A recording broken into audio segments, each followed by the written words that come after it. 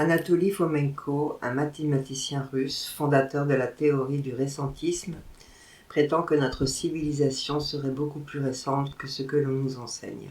D'après ses calculs et ses recherches en astronomie, Jésus ne serait pas né il y a 2000 ans, mais au XIIe siècle, ce qui correspond à l'arrivée des cathares et à l'édification de nombreuses églises dédiées à Marie-Madeleine dans le sud-ouest de la France, aussi au XIIe siècle. Vous trouverez la vidéo 85 à ce sujet dans la description. Dans Chronologie 2.0, Rocksocker nous dit que la République romaine et la Grèce classique n'auraient pas existé avant le XVIe siècle. La Gaule se serait appelée France, non pas en 480 à la suite de la chute de l'Empire romain, mais au XVIIe siècle. N'oublions pas que nous avions un général de Gaulle qui a gouverné la France jusqu'en 1969. Si nous remontons son arbre généalogique, nous trouverons que ses lointains ancêtres auraient vécu à l'époque de la Gaule et non de la France. Vous pouvez aussi regarder sur le même thème dans la description les faux rois, les faux monuments, l'art, le vrai du faux. Aujourd'hui, indépendamment des religions de chacun, pratiquement tout le monde connaît l'histoire évangélique de Jésus-Christ. Le temps de sa vie terrestre, ce n'est pas seulement l'époque de la naissance d'une nouvelle religion, mais aussi un nouveau point de départ de la chronologie de l'humanité. Dans la majorité des pays, il est convenu de commencer la chronologie à partir de la naissance de Jésus-Christ. Personne ne doute qu'à partir de cet événement si important pour toute l'humanité, 2000 ans se sont écoulés. Mais pour quelle raison en est-on si sûr? Dans notre film, nous allons raconter que cette date, qui est globalement admise, est apparemment erronée. C'est à cette conclusion-là que sont arrivés les auteurs du projet La Nouvelle Chronologie, Anatoly Fomenko et Gleb Nosovsky. Ils ont utilisé leur propre méthode de datation mathématico-statistique et astronomique lors des études d'anciens documents et ont découvert que la vraie chronologie du développement de l'humanité est bien plus courte que celle en vigueur actuellement. Ça veut dire que la majorité de grands événements historiques ont eu lieu bien plus tard que nous le pensons habituellement. Entre autres, la naissance de Jésus-Christ.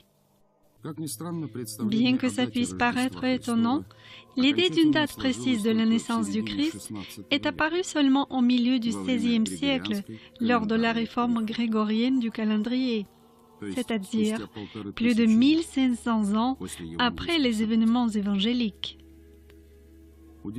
Étonnant que ni à cette époque, ni maintenant, personne ne doute de l'exactitude de la date obtenue. Au XVe, XVIe, XVIIe siècle, les dates ne s'écrivaient pas de la même manière qu'aujourd'hui. Deux façons d'écrire le nom de Jésus ont été répandues à cette époque. Le I, première lettre du prénom Jésus, Iesous, et le X, première lettre du nom Christ. Quand on devait écrire, par exemple, l'an 300 à partir de la naissance du Christ, on marquait I 300, c'est-à-dire l'an 300 à partir de Jésus. Pour écrire le 3e siècle à partir de naissance du Christ, on marquait X 3. C'est-à-dire 3e siècle à partir du Christ. C'est un exemple. Un timbre de l'éditeur Louis Elsevier qui aurait été daté de 1595. Une autre date sur la gravure d'Albrecht Dürer parle aussi, 1524. Nous pouvons voir que non seulement le premier symbole est séparé du reste par 2 points, mais en plus c'est clairement la lettre I, avec un point au-dessus, pour désigner le I du nom Iesous. Ceci est une carte de la marine russe qui a été faite lors du règne de l'impératrice Élisabeth Ier, au milieu du XVIIIe siècle. Sur la carte, il est bien marqué Kronstadt, la carte marine, exacte, décrite et mesurée en l'ordre de sa grandeur l'impératrice par le capitaine de la marine Nagaïev en 740, réalisé en 750. Les dates 740 et 750 sont écrites même sans la lettre I. Mais l'an 550, c'est le 8e et non le 18e siècle. On trouve ce genre d'exemple fréquemment. Probablement, on a commencé à interpréter la lettre I comme 1000 et la lettre X comme 10 à partir de la fin du XVIe siècle, en relongeant ainsi l'histoire de 1000 ans ou 10 siècles. On trouve ce genre d'exemple fréquemment. Probablement, on a commencé à interpréter la lettre I comme 1000 et la lettre X comme 10 à partir de la fin du XVIe siècle, en relongeant ainsi l'histoire de 1000 ans ou 10 siècles. On lit deux phénomènes astronomiques marquants à la période de la vie terrestre de Jésus-Christ. L'un d'eux, c'est l'éclipse de soleil totale, le jour de la mort du Christ. L'autre phénomène, c'est l'explosion d'une supernova l'année de la naissance du Sauveur. Dans l'Évangile, cet événement est décrit comme l'apparition de l'étoile de Bethléem. L'un de ces flashs a laissé une nébuleuse dans la constellation du Taureau que l'on appelle la nébuleuse du Crabe. Pendant longtemps, on a cru que l'explosion d'une supernova dans la constellation du Taureau a eu lieu en 1054. Cette date a été indiquée dans les anciennes chroniques. Des appareils modernes permettent de calculer la date de l'explosion de façon rapide et précise. On mesure la vitesse de l'éclatement et la distance qu'ont parcouru les éclats. Par la suite, la distance est divisée par la vitesse et on obtient le temps. Le nombre d'années obtenues est compté à rebours. Et voilà la date de l'explosion. Les résultats obtenus par des scientifiques indépendants se trouvent dans une fourchette entre l'an 1110 et 1170. Ça veut dire que les anciens chroniqueurs se sont trompés et que le flash d'une supernova suite auquel s'est formée la nébuleuse du Crabe a eu lieu au XIIe siècle. Notre date en rapport avec Jésus-Christ a été découverte par Fomenko et Nosowski en Égypte.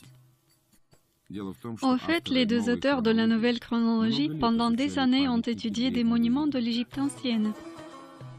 Ce sont des zodiaques qui couvrent les voûtes de nombreux temples et tombeaux égyptiens qui ont suscité le plus grand intérêt des scientifiques. En les déchiffrant, ils ont découvert que toutes les dates contenues dans ces zodiaques tombent entre 11e et 15e siècle de notre ère. Parmi ces zodiaques s'en trouve un qui contient la date exacte de la crucifixion de Jésus-Christ. Il s'agit du célèbre zodiaque rond de Dendera, appelé aussi le zodiaque d'Osiris. Nous avons daté ce zodiaque en développant des études scientifiques précédentes, notamment celle de Nikolai Morozov, qui a été le premier à avancer l'hypothèse que la date attribuée à ce zodiaque par la science actuelle est fausse. Si on essaie de dater ce zodiaque en s'abstrayant de la date a priori, et c'est ce que nous avons fait, on obtient une date bien différente, celle de 1185. C'est la fin du XIIe siècle de notre ère. Plus exactement, le 20 mars de 1185. C'était un mercredi, le premier jour de la pleine lune, le début de la Pâque juive qui est célébrée durant 7 jours. Ça veut dire que le jeudi était jeudi de Pâques. Dans l'Évangile, il est dit que la scène du Seigneur a eu lieu précisément le jeudi de Pâques. Le vendredi aussi était vendredi de Pâques. L'Évangile dit que Jésus a été crucifié le vendredi. Alors on peut trouver la date exacte de la crucifixion de Jésus-Christ. C'est le 22 mars 1185.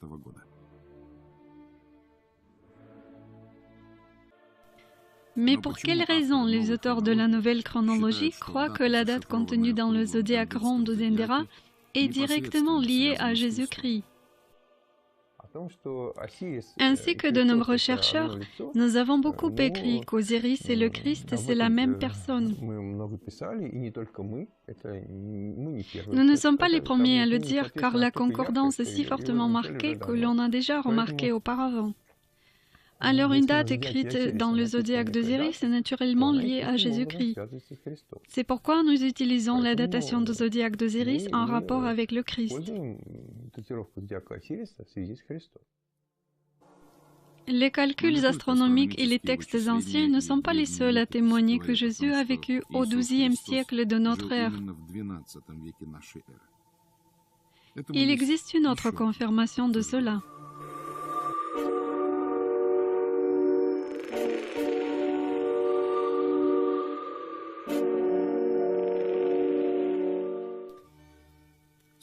Malheureusement, des preuves matérielles des événements évangéliques parvenus jusqu'à nos jours ne sont pas nombreuses. L'une d'elles, c'est le sanctuaire. C'est une toile en lin de 4 mètres de long dans laquelle, selon la tradition, Joseph d'Arimathie a enveloppé le corps du Christ après sa souffrance sur la croix et sa mort. Le sanctuaire est conservé dans une arche spéciale dans la cathédrale Saint-Jean-Baptiste à Turin depuis 1578. C'est pourquoi aujourd'hui il est connu sous le nom de sanctuaire de Turin. Selon la version traditionnelle de l'histoire, cette relique a été montrée au peuple pour la première fois en 1353 dans la ville française de Lille. Presque 2 siècles plus tard, le sanctuaire s'est retrouvé à Turin. Et encore une centaine d'années plus tard, il a été mis dans une chapelle de la cathédrale de Turin. À cette même époque, on a fabriqué une arche spéciale pour conserver le sanctuaire. Le linceul a reposé dans cette arche jusqu'à la fin du XIXe siècle, quand, pour la première fois, on a décidé de le photographier.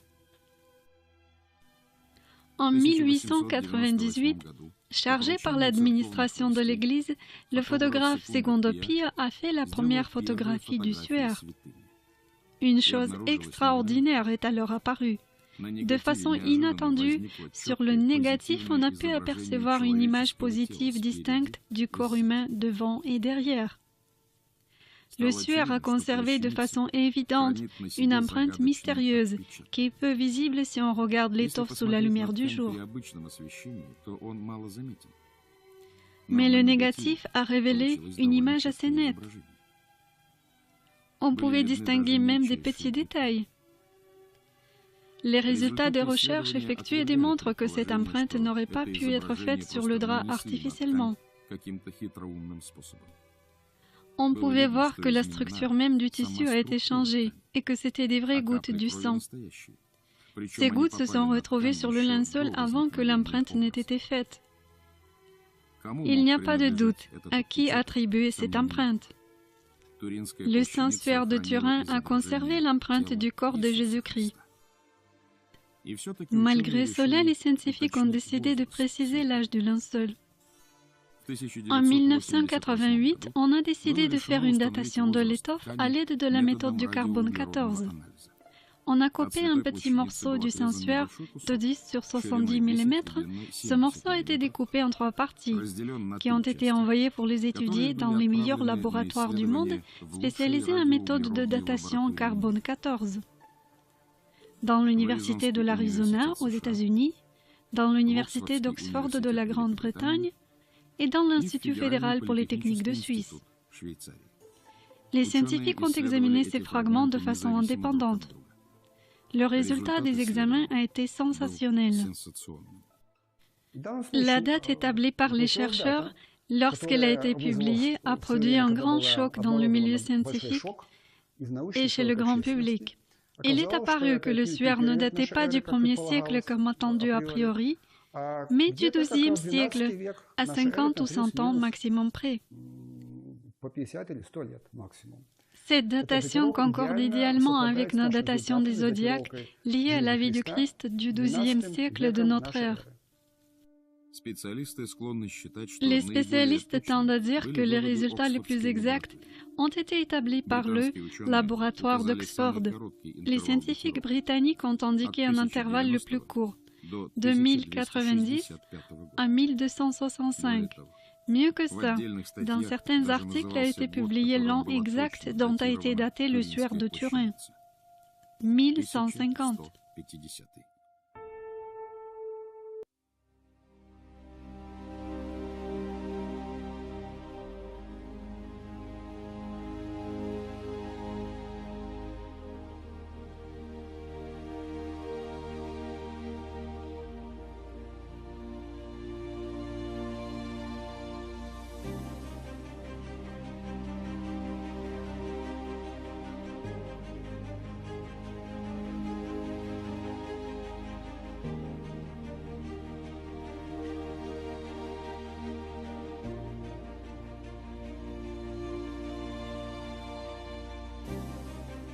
il ne vous est sans doute jamais venu à l'esprit de douter de l'histoire que vous avez apprise à l'école. Pour l'immense majorité d'entre nous, cette histoire est bien connue des spécialistes. Elle est étudiée et décrite depuis des siècles. Alors, a priori, pourquoi en douter? Eh bien peut-être parce que, contrairement à ce que l'on pense, de nombreuses zones d'ombre persistent encore dans notre passé, particulièrement en ce qui concerne notre lointaine histoire. Malgré le nombre de spécialistes engagés dans la recherche historique, la plupart des mystères issus de l'Antiquité restent encore aujourd'hui inexpliqués. Comment furent érigées les gigantesques pyramides des Égyptiens? D'où provenait la science des Grecs qui leur permit de découvrir la spéricité de la Terre et d'en calculer la taille? D'où les ingénieurs romains tenaient-ils les techniques pour bâtir en béton des édifices comme le Colisée ou le Panthéon de Rome?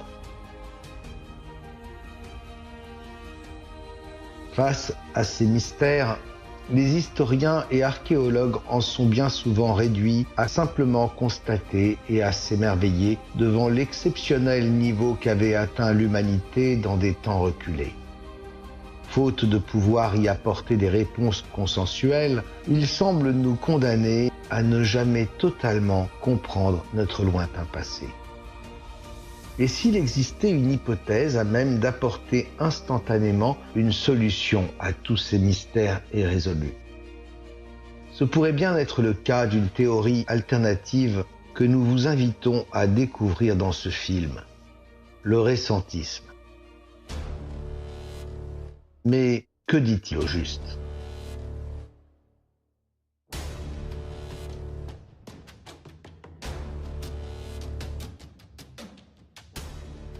L'hypothèse récentiste repose sur un unique postulat très simple à appréhender.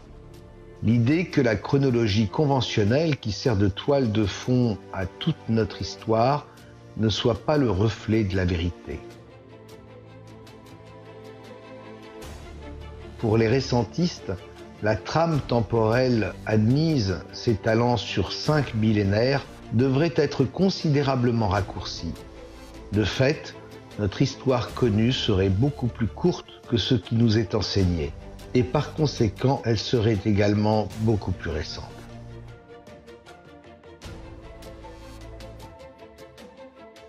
Pour beaucoup d'entre nous, douter de l'ancienneté de civilisations antiques ô combien emblématiques est un postulat des plus fantaisistes. Des centaines de preuves archéologiques témoignent encore de nos jours du génie créatif de peuples comme les Romains, les Grecs ou les Égyptiens. Certes, leurs vestiges sont anciens, mais de combien de temps? Ces temples encore debout, à l'architecture avancée, à la technologie aboutie, souvent parée de couleurs éclatantes et de statues de marbre ou de bronze parfaitement réalisées, peuvent-ils réellement dater de plusieurs millénaires comme on nous le dit, ou simplement de quelques siècles comme l'avancent les récentistes? Et si les solutions aux nombreuses énigmes insolubles que nous ont léguées ces civilisations supposées très anciennes n'avaient au fond qu'une seule origine, leur datation erronée? Au premier abord, la théorie récentiste pourrait passer pour une hypothèse des plus farfelues. Car si on commençait à douter de la trame temporelle admise, c'est une immense partie de notre histoire qui pourrait s'effondrer. Et pourtant, ne croyez pas que les récentistes soutiennent une hypothèse aussi dévastatrice sans en posséder des indices probants. Ce sont ici quelques-uns des arguments avancés par un collectif de chercheurs récentistes, Chronologie 2.0, que nous allons aborder dans ce film. Ils n'ont pas valeur de consensus, mais ils représentent une vision possible du récentisme. Assurément, certains de ces arguments pourraient bien faire office de preuve. Preuve que l'histoire qu'on nous enseigne pourrait être entachée de grossières erreurs de datation, entraînant nécessairement dans son sillage de nombreux mystères inexpliqués. Mais en imaginant simplement une chronologie plus récente, beaucoup d'entre eux pourraient enfin trouver une solution. Et peut-être nous amener à imaginer l'inconcevable. Et si les récentistes avaient raison?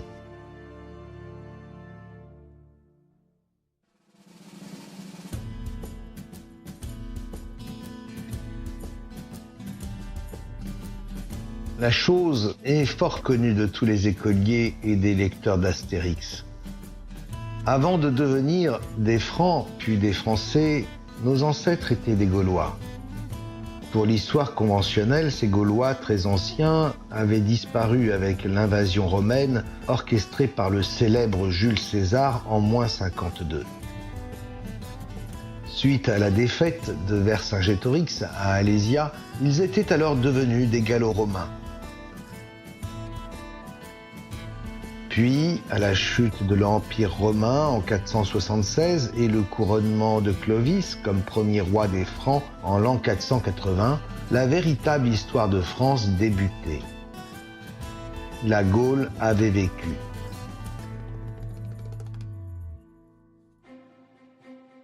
Ceci est la trame temporelle académique. Eh bien, sachez que cette chronologie peut être invalidée par de nombreuses cartes géographiques, dont celle-ci. Comme l'indique son titre, il s'agit d'une représentation de Gallia, autrement dit de la Gaule, disparue conventionnellement vers l'an 500. Mais de quand date donc cette carte d'Abraham Ortelius? De 1608. Pourquoi, au début du XVIIe siècle, la carte d'un territoire censé s'appeler France depuis plus de 1000 ans était-il encore appelé Gaule? On pourrait naturellement imaginer qu'il s'agit là d'une carte historique décrivant la lointaine époque gallo-romaine, ce qui justifierait son titre. Et en effet, sur la carte de 1608, de nombreuses annotations fleurent bon la conquête de Jules César. Les grandes régions de Gallia, Narbonensis, Gallia Cisalpine ou Gallia Celtica, la Burgundia ou le Constantin. Les peuples allobroges, les Helvétii ou les Pictones. Quoi de plus normal si cette carte décrivait l'ancienne Gaule? Mais dans ce cas, elle comporterait un paradoxe inexplicable. Les villes ne possèdent aucunement leur ancienne dénomination latine comme on pourrait s'y attendre, mais curieusement leur nom actuel en français. Par exemple, Paris s'appelle Paris et pas Lutèce. Lyon s'appelle Lyon et pas Lugdunum. Nîmes s'appelle Nîmes et pas Nemosus. Au vu de ces appellations modernes, il paraît désormais plus vraisemblable que la carte ne restitue pas la situation antique, mais bien celle du début du XVIIe siècle. Mais alors pourquoi une carte censée représenter la France d'Henri IV aurait-elle été intitulée Gallia, un terme censé être tombé en désuétude depuis plus de 1000 ans selon la chronologie conventionnelle? Voici là un bien étrange mélange des époques qui se retrouve également sur cette carte vénitienne de 1548. Ces annotations sont identiques à la carte précédente. Les noms des villes sont ceux d'aujourd'hui et pourtant son titre est bien de consonance antique, Gallia. Il est même encore plus paradoxal, en effet, Gallia Nova Tabula signifie nouvelle carte de la Gaule. Comment, en 1548, pouvait-on avoir associé le terme Gallia, remontant soi-disant à l'Antiquité, avec le terme nouveau? La chose est pour le moins anachronique. Il existerait peut-être une explication à ces anomalies temporelles. Des cartes récentes avaient été intitulées en employant la langue des érudits, le latin. Ainsi, c'est le terme Gallia qui avait été choisi en tant que traduction latine du nom France. Pourquoi pas après tout? Mais dans ce cas, le nom de France ne devrait pas figurer sur ces cartes. Or, lorsqu'on zoome sur Paris, on voit apparaître un nom qui ne devrait manifestement pas s'y trouver. France. Comment, au début du XVIIe siècle, avait-on pu intituler des cartes Gallia et mentionner également le nom de France, de surcroît uniquement à proximité immédiate de Paris? Et surtout, pourquoi en si petits caractères? La taille de la police d'écriture employée pour la France est exactement la même que pour la Champagne, la Thiérache, le Vermandois ou la Picardie, c'est-à-dire de simples régions actuelles. Elle est même moins importante que celle de la Normandie, de la Bretagne ou du Poitou. Comment interpréter ces bizarreries? Elle pourrait très bien nous indiquer une chronologie bien différente de celle des manuels scolaires. Au moins, jusqu'au début du XVIIe siècle, le territoire appelé France n'avait probablement rien à voir avec une immense nation. Il se réduisait sans doute encore à une simple région entourant Paris, l'actuelle Île-de-France, pas plus importante que la Champagne ou la Picardie. Mais alors, comment appelait-on l'entité représentée sur ces cartes? Eh bien, peut-être tout simplement comme leur titre l'indique, Gallia, ce terme étant la traduction latine non pas de la France, mais de la Gaule.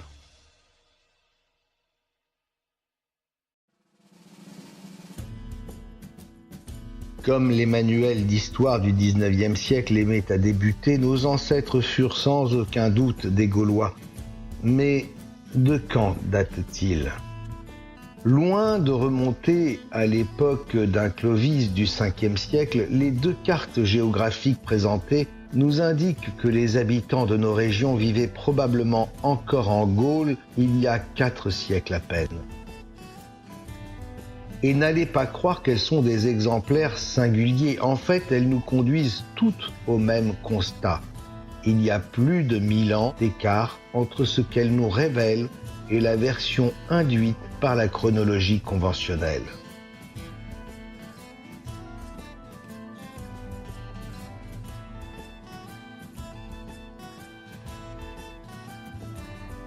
En 1629, cette carte nous montre la transition vers la première carte intitulée France, datée seulement de 1633.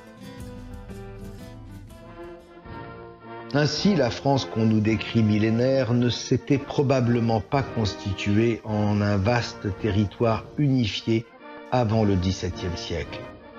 Et dans le fond, cela n'aurait rien d'aberrant lorsqu'on sait que les nations allemandes et italiennes ne naîtront que très récemment, en 1870. Il n'y a certainement aucune raison pour que la France ait eu près de 1500 ans d'avance sur ces deux pays voisins. La seule raison qu'on puisse invoquer serait une grossière erreur de datation de l'époque gauloise, mais évidemment, dans ce cas, de nombreux doutes devraient émerger concernant l'époque des Romains qui avaient envahi la Gaule.